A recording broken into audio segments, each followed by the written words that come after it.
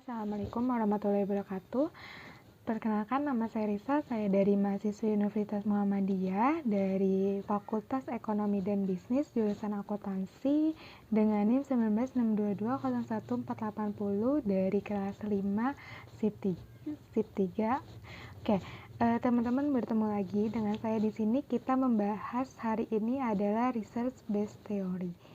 Oke, untuk teman-teman sekarang di sini ada kita yang pertama akan membahas research based theory, yaitu adalah suatu teori yang membahas mengenai sumber daya yang dimiliki perusahaan dan bagaimana perusahaan tersebut dapat mengelola dan memanfaatkan sumber daya yang dimilikinya dengan baik, yaitu dari Bootis al. pada tahun 2000. Kemudian, research based theory menurut Teyaki Beko pada tahun 2003, research based theory adalah teori yang membahas sumber daya perusahaan dan bagaimana perusahaan dapat mengelola dan memanfaatkan sumber daya. Dengan sumber daya yang ada, perusahaan dapat menciptakan nilai untuk bersaing dengan kompetitor lain.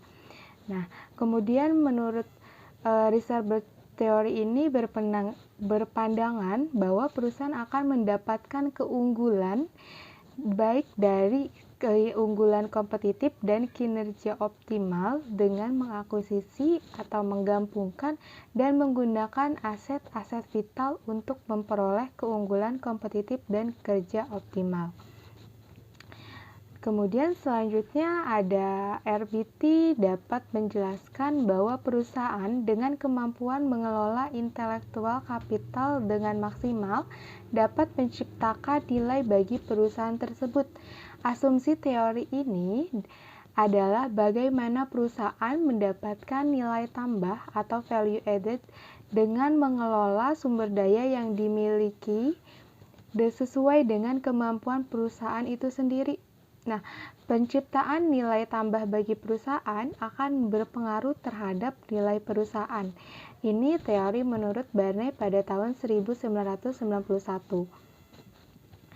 Kemudian selanjutnya ada variabel yang dimiliki keterkaitan dengan research based theory adalah variabel competitive advantage, di mana research based theory ini memandang perusahaan sebagai kumpulan sumber daya yang dimiliki dan memiliki kemampuan, yaitu perbedaan sumber daya dan kemampuan perusahaan dengan perusahaan pesaing akan memiliki keunggulan kompetitif tersendiri.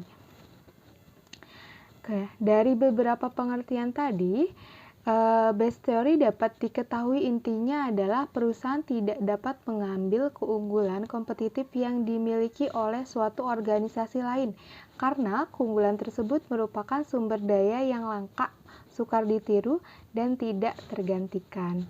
Oke, mungkin itu saja dari saya untuk teori hari ini. Apabila ada kekurangannya, teman-teman bisa infokan ke saya. Sekian dari saya. Assalamualaikum warahmatullahi wabarakatuh.